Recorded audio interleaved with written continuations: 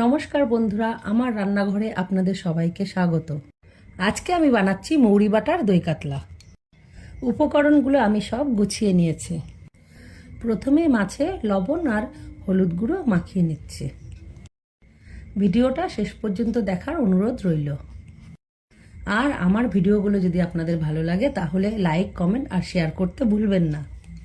তো চলুন রান্নাটা শুরু করি। প্রথমে কড়াইতে সাদা তেল দিয়ে দিচ্ছি, সাথে দিচ্ছি একটা কাঁচা লঙ্কা যাতে মাছটা কড়াইতে লেগে না যায়। এক এক করে মাছগুলো সব ভেজে নিচ্ছি।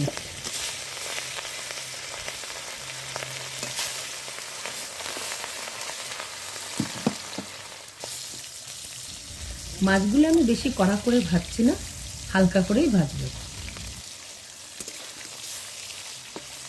মাছগুলো আমার ভাজা হয়ে গেছে, এবার আমি এক এক করে তুলে নেব। গরম গরম মাছ ভাজা খেতে কিন্তু দারুণ লাগে। আপনারা কে কে গরম মাছ ভাজা খেতে ভালোবাসেন?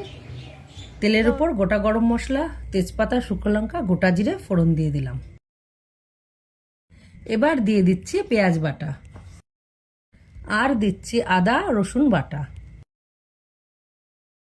একটু জিরের গুঁড়ো দিয়ে দিলাম। এবার মশলাটা একটু কষিয়ে নেব।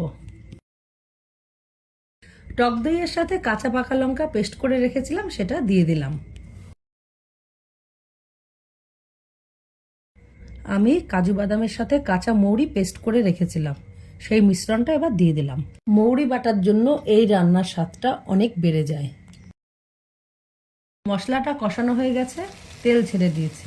এবার ভেজে রাখা মাছগুলো সব দিয়ে দিচ্ছি।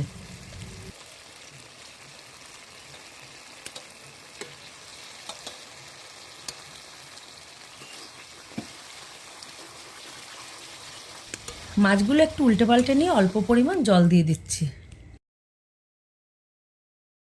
এবার একটু চিনি দিয়ে দিলাম যাতে টক দইয়ের টক ভাবটা কেটে যায় আর মাছের গ্রেভিটা একটু মিষ্টি ফ্লেভার আসে। আমার মৌরি বাটার দই কাতলা তৈরি হয়ে গেছে। এবার একটা পাত্রে নামিয়ে নিলাম। স্মেলটা কিন্তু দারুণ বেরিয়েছে। আপনারাও বাড়িতে বানিয়ে দেখবেন, খুব ভালো লাগবে। দেখা হচ্ছে পরের ভিডিওতে।